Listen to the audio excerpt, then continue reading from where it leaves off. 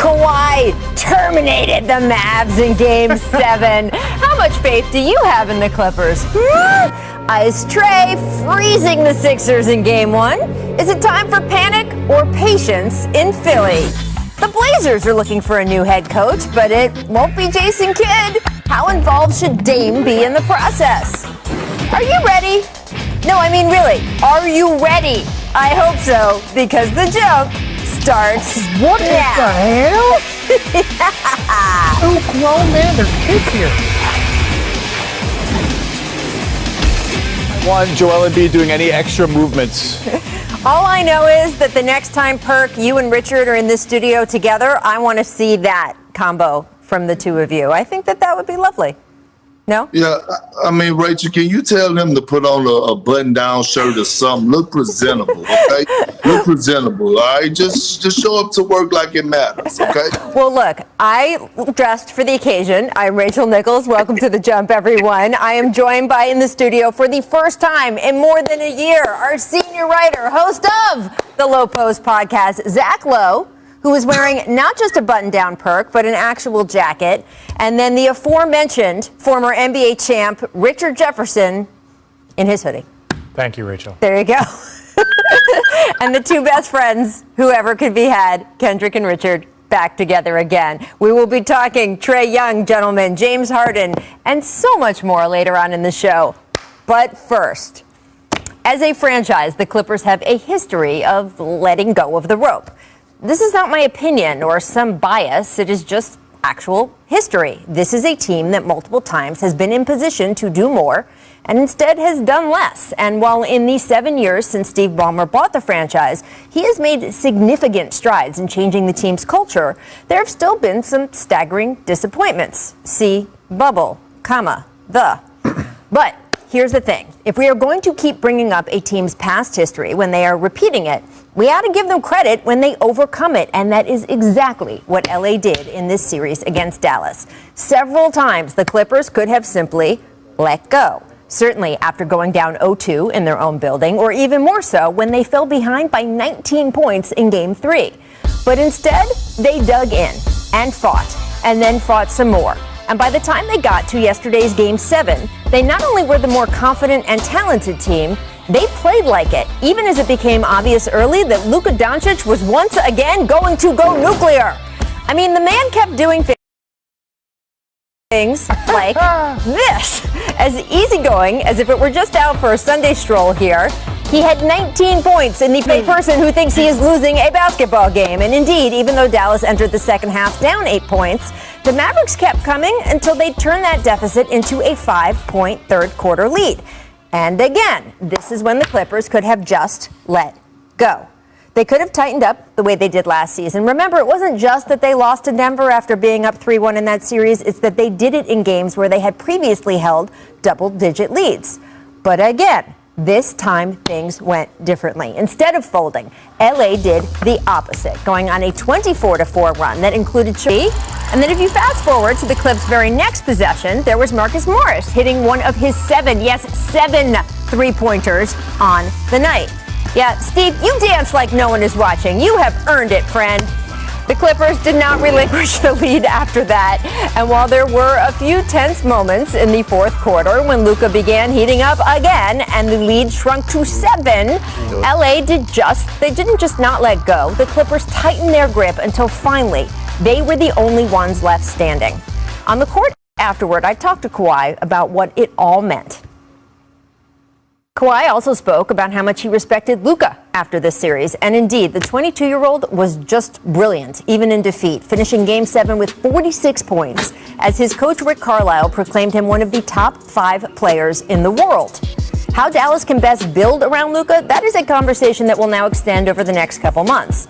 But for the Clippers, well, any off-season talk will have to wait, since they are on to a second-round date with the top-seeded Jazz. They will be tested plenty in that series, and if they falter, all the old questions will come rushing back.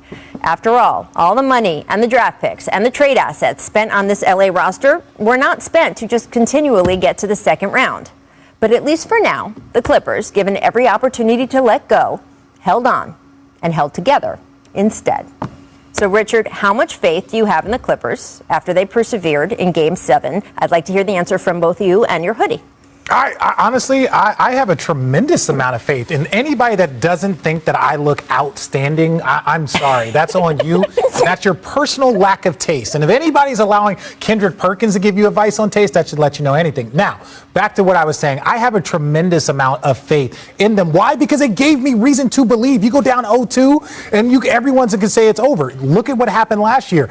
And so there was a little bit of faith in them this year. But now you have to give people reason to believe, and they have done that. They were down, what were they down? They were down 20 points in Game 3. There were multiple times. So it was like they had multiple opportunities, but I'll tell you what, I've played for a guy named T. Lou, and when things are not going well, he is a person that you want to be coaching you. So hopefully it doesn't keep going badly and they don't have to fight out of it, but he is a guy that you want on your side in the trenches. Yep. Well, the best thing to me that happened for the Clippers and why I got confidence in them is for the simple fact that they chose, by losing the last 2 games of the regular season, that they wanted the Dallas Mavericks. Okay, and the Dallas Mavericks gave them everything and more that they possibly could handle. They had to face adversity. But guess what? Kawhi Leonard came in Game 6 and in Game 7 and said, hold on. I hear you guys talking about Luka. I hear you guys talking about Trae Young and Jokic. But look, let's not forget, I am a 2-time Defensive Player of the Year. I am a 2-time MVP, a Finals MVP. And so what Kawhi did was that he dominated in great fashion, averaging 30 points, shooting 60% from the field, 43 from 3. So I got faith in Kawhi because he's been a leader on the court through his play, and it's trickling down to everyone else. Marcus Morris is knocking down shots, so along with Reggie Jackson. Look, Paul George didn't play well shooting the ball, but he did the other things, as far as getting rebounds and making assists. And Ty Lue adjustments were phenomenal. He was tested in this series. When was the last time we seen a Luka Doncic sighting? We seen it in Game 7, and he hit 2 big crucial shots. He was huge for them. So right now, all the teams around the league, they haven't seen this Kawhi Leonard and this Clippers team. And I think going through this adversity in this series with the Dallas Mavericks is going to help them going into Utah. And that's why I think the Clippers have the slight edge. First of all, the hoodie looks great. Thank you. I think it always looks great. Exactly. I wanted the hoodie to be on the panel. No. I have complimented your hoodie before. You started addressing my I don't want to hoodie. get sidetracked by too much hoodie talk. Enough hoodie talk. Look, Perk's right. We know what Kawhi is, right? We know Kawhi is an MVP level player, and he showed that he can still do both sides of the ball. Some of the steals he had in Game 7 were just downright rude. Yeah.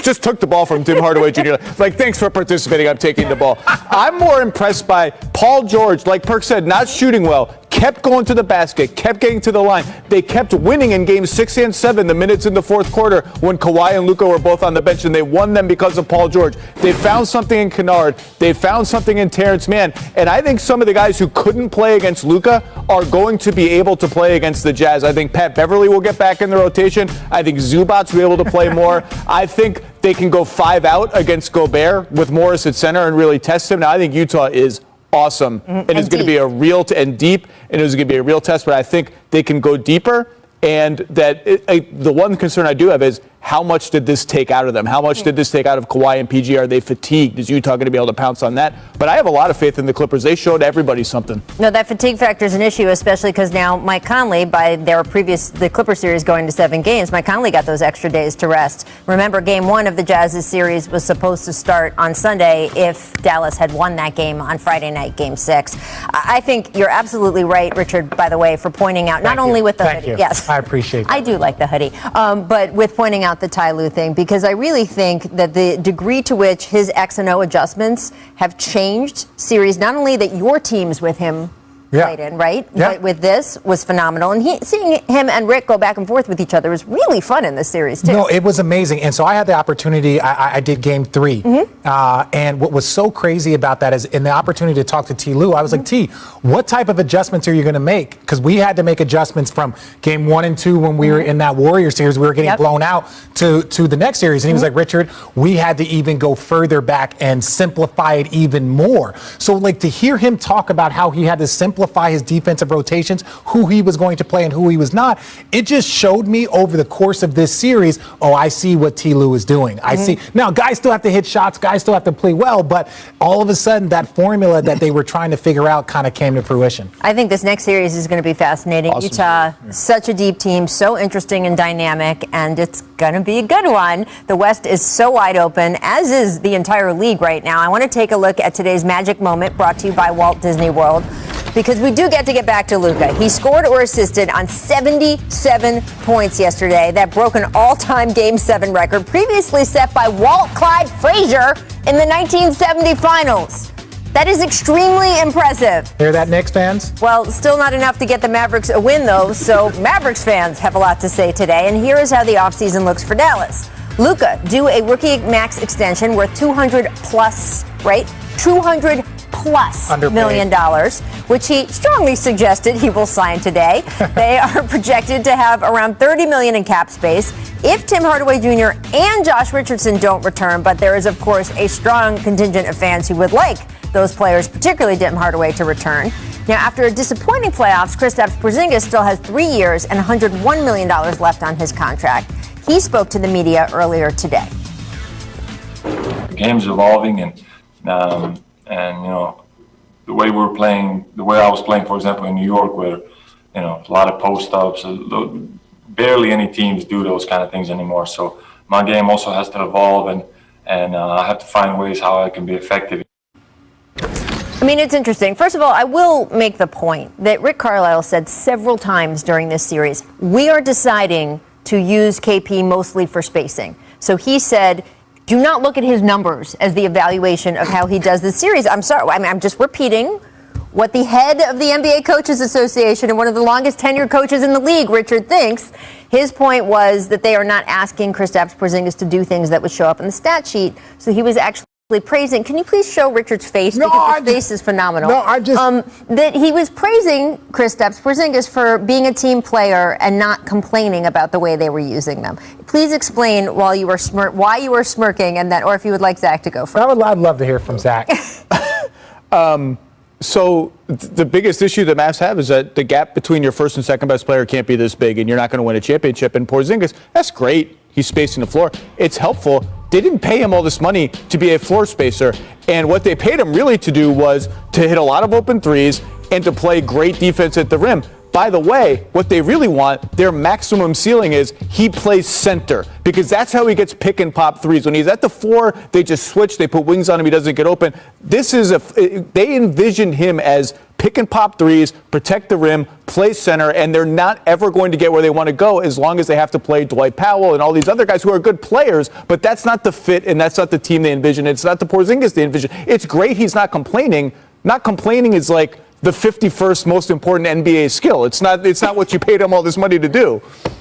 I couldn't agree any more, Zach. It's amazing when they tell you that this is what we're asking him to do, because this is what we think he's able to do. Okay. That's what you're hearing behind that. Because if we post him up, if we play center, he's already proven like his durability is in question. And that is a very physical aspect to the game. If we have you at center, same with Anthony Davis. Right. If we have you at center and you keep getting broken down, your knees and things keep going, that's not a knock on him. That's just what we feel like we can keep you on the court doing. Right. And so my thing is this. To your point, he can't be your second best player if you're trying to field a championship team. Okay. He can't, and that's not a knock. So what do you do? Do they let Tim Hardaway Jr. go so they can have the room for someone else? Yes, who would this mythical someone else even be? And let me tell everybody, as you guys can see, Perk's under neck, right, which is a very rare point, is that people will go to Dallas.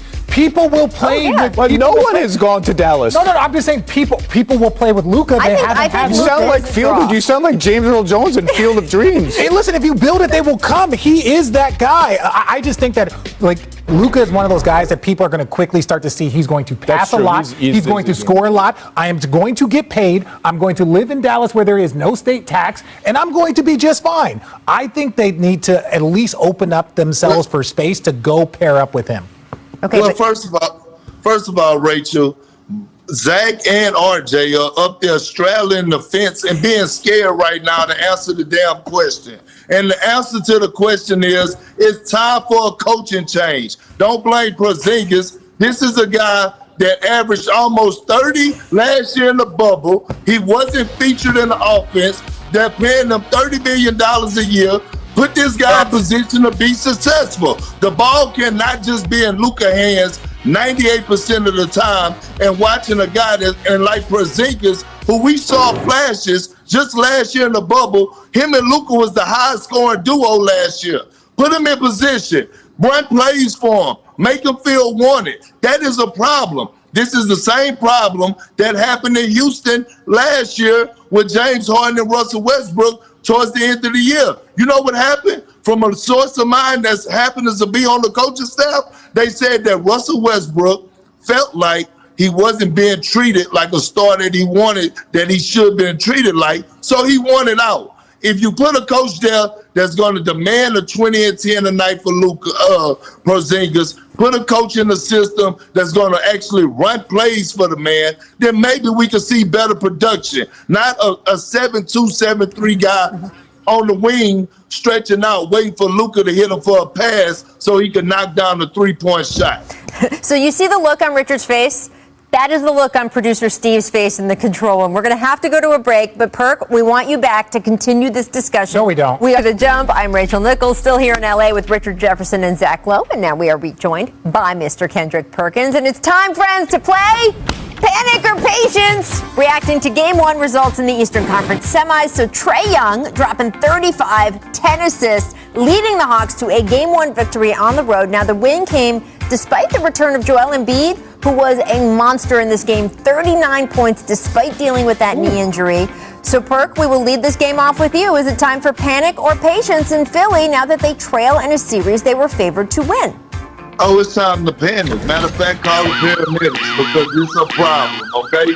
And not only because of the Atlanta Hawks having a superstar in Trae Young, or they having a defensive anchor and a live threat at the basket in Clint Capella, or they having a guy that could average 18 and 8 in John Collins, or they having shooting like Bogdanovich and Gallinari and Lou Will, but the health of Embiid. And I get it. He looked good yesterday. But playing on a partially torn meniscus, you never know. It's a day-by-day process. He may have woken up this morning and felt great, or he may have woken up this morning and felt bad. We're talking about a 7-foot, 275-pound monster that needs all his help. So as the series goes along and continue to keep going deep into the series, we don't know how Embiid is going to feel after each game. So right now, if I'm the 76ers, I'm panicking because they have no answer for Trae Young, and he lives for this moment. He's been doing this since in Oklahoma in college when ESPN had him on set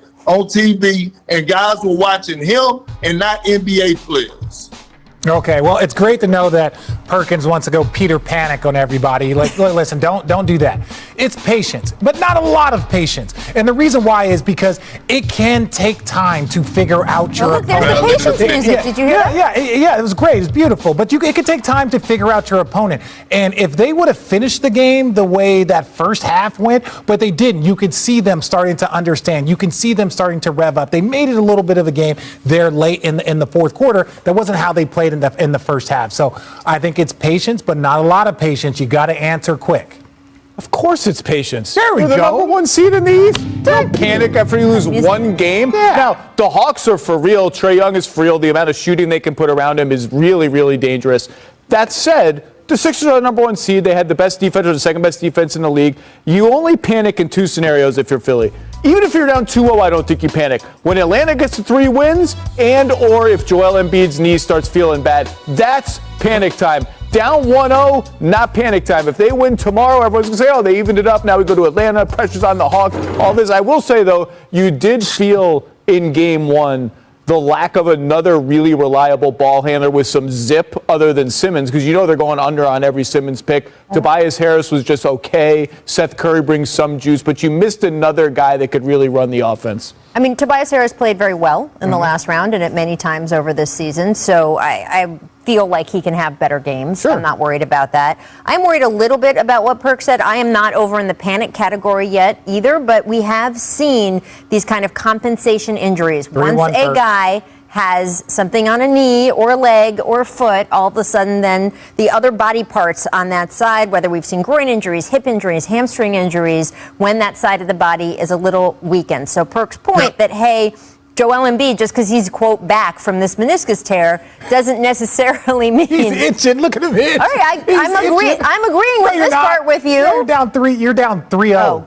Perk, because your vote doesn't count. That's fine. I came into this world by myself. I wasn't born with you and Zach Lowe. And by the way, to make another point, to Zach Lowe, to your point about the Philly defense, did New York have one of the top defensive teams in the league? Is Tom Thibodeau a mastermind on the defensive end? Did you see what the Atlanta Hawks did to his defense? You think they're worrying about the Philadelphia 76ers or how would Their defense wasn't the problem. It was their offense. Bingo! Thank you. Bingo! That's my guy. That's my guy, sir. The Hawks won that series because the Knicks couldn't score any points. Say it again. Preach that good gospel. High five and bingo to a guy like Trae Young who averaged 30 on them, a guy that never done it to the Knicks since Michael Jordan. Bingo, chest bump.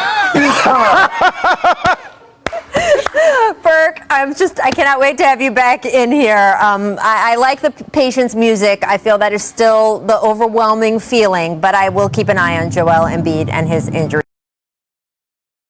All right, let's get to the other series in that East bracket. The Nets lost James Harden in the first minute of Game 1 with what the Nets are calling a right hamstring tightness. So that doesn't really tell us how long-term this injury will be. You might recall that Harden missed more than a month with a hamstring strain during the regular season. Here is Steve Nash on Harden's status. Take a listen.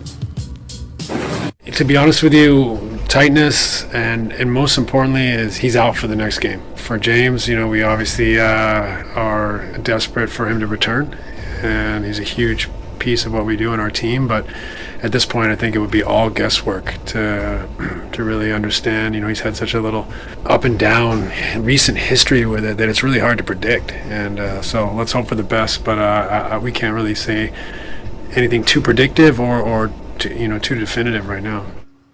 I mean, look, Zach, to Steve Nash's point, Harden thought he was primed to come back when he was originally out with that hamstring and then had a setback, remember? So we do know that he is out for Game 2. Is it time for panic or patience from the Bucks, who lost that Game 1 despite one of the Nets' best players not really being on the floor? The Bucks are the lower seed. They lost Game 1 on the road. They shot horribly from 3. If they're going to panic about that, then I'm going to panic about everything in my life. So of course it's patience. I mean, don't you panic about a lot of things? I mean, some things. But if the Bucks come and win tonight, it's the whole narrative flips. Right. They got a split. They did everything they did. So of course you don't panic. I will say though, a lot was made of their bad three-point shooting. I went back and I watched all their missed threes.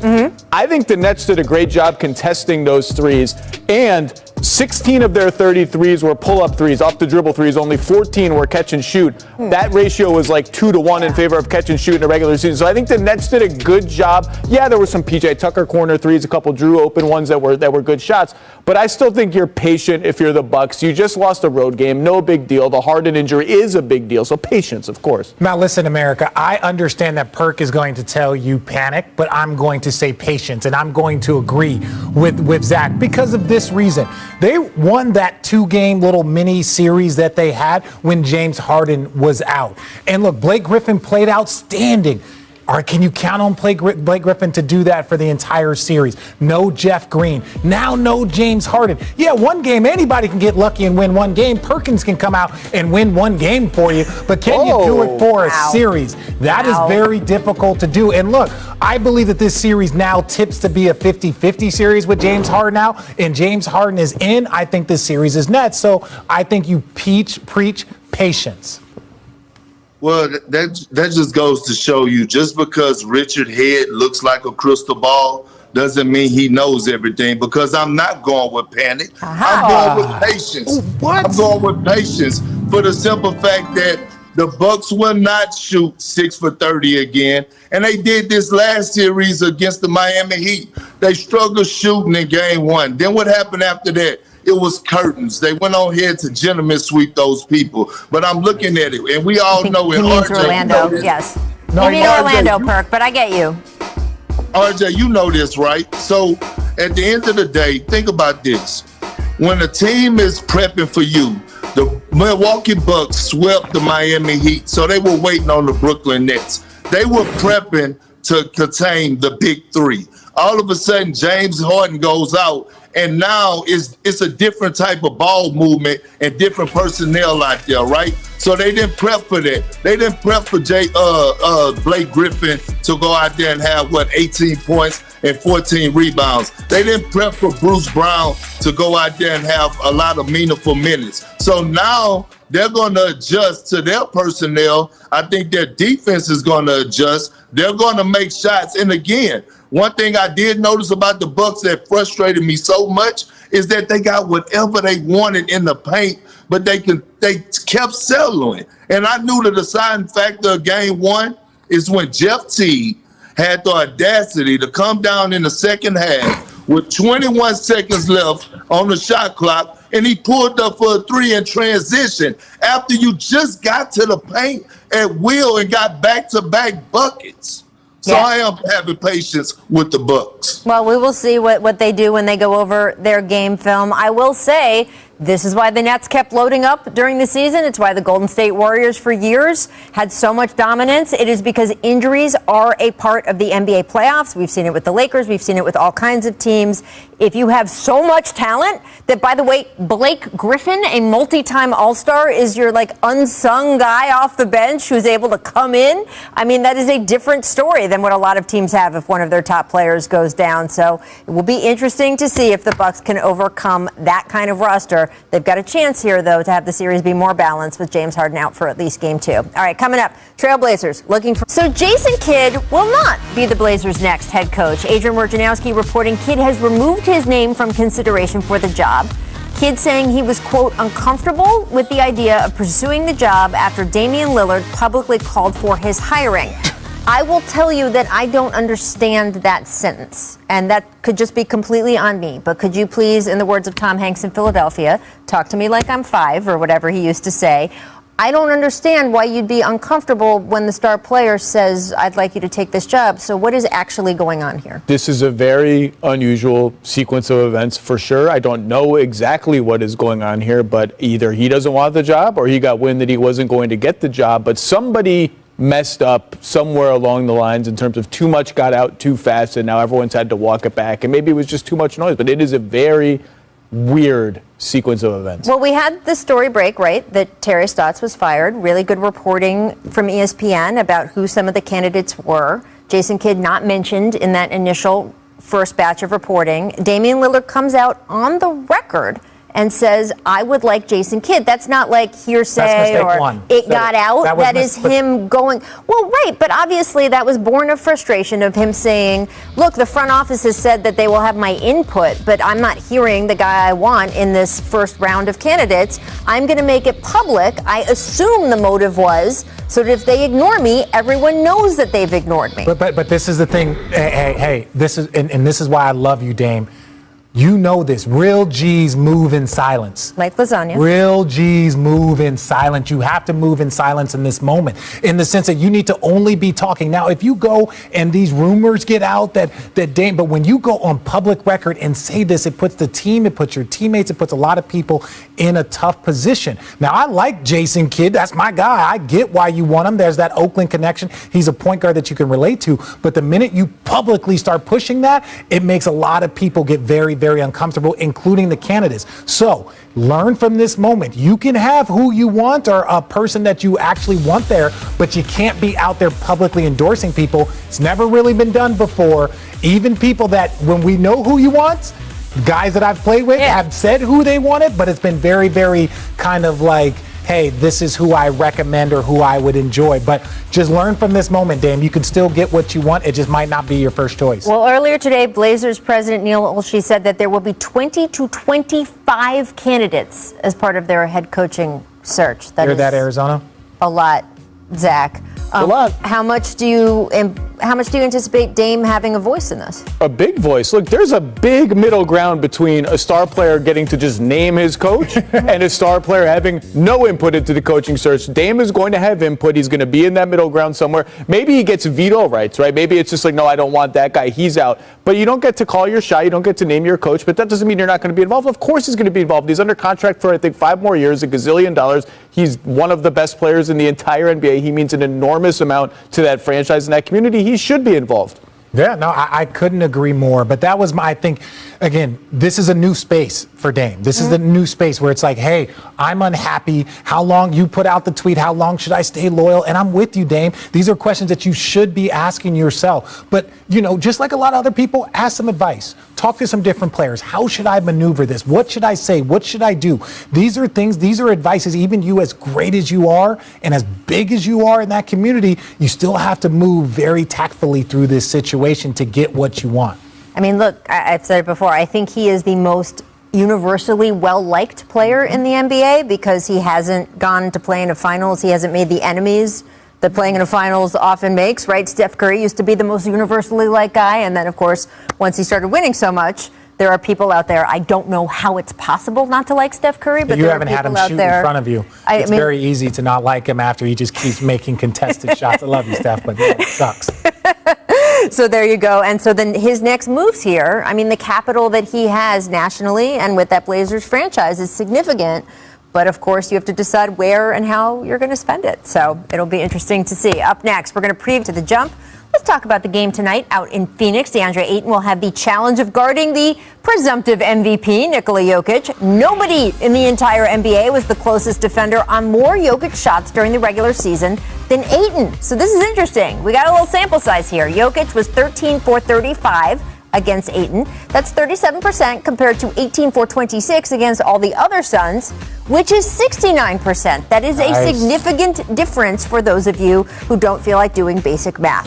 Zach, do you expect Ayton to hold his own against the thunder, the fire, the speed now? Wow. That is Nikola Jokic. Wow. In the post, yeah, he fended Jokic off pretty well in the post. And I think his foul trouble or Ayton's ability to stay out of foul trouble is a huge X factor in this series because Frank Kaminsky and Dario Saric are barbecue chicken against Nikola Jokic. More interesting to me is their whole goal and Portland's whole goal was how do we stay out of rotation so we don't help off Nikola Jokic at all? And I think the pick and roll cat and mouse game will be really interesting. Do they go under on everybody? Can Nikola start getting Ayton where he has to close out on him and he can pump and drive? That battle to me is more interesting than the post, where Ayton's pretty good. Yeah, I think Ayton is going to do as good of a job as anybody. Okay. When you're the MVP, that means if someone holds you to 26, 13, and 9, you did a pretty good job. And I think we can expect those type of things from Ayton. But I think more importantly, how they're going to go against Jokic in the pick and roll will be a bigger deciding factor on the offensive end for them. All right, let's flip it over though, Richard. What about Devin Booker? Fantastic first round. How should the Nuggets game plan for him? I don't know. A lot of it depends on Chris Paul's health. If Chris Paul is healthy and he's causing havoc and causing problems, it's harder to key in. But campaign, look at how he had that huge impact. So a lot of it's going to depend on my opinion. Can campaign continue playing at a high level? Can Chris Paul stay healthy and be impactful? Because then it's harder to key in on Devin Booker. He's doing it too. Campaign. Everyone says the full name campaign. No one ever says Payne. No, it's campaign. No, that's the question of the series is the Booker and Paul pick and roll game. And the Portland series was actually kind of a good warm up for Denver, and Portland scored really well, so maybe it wasn't that good of a warm-up. I mean, look, I will say this. Chris Paul was not himself for that entire rest of that Lakers series, and he still disrupted in the Games 5, like some of those later games in a way that made a huge difference. CP's Thanks, guys, for joining us. We'll be back tomorrow.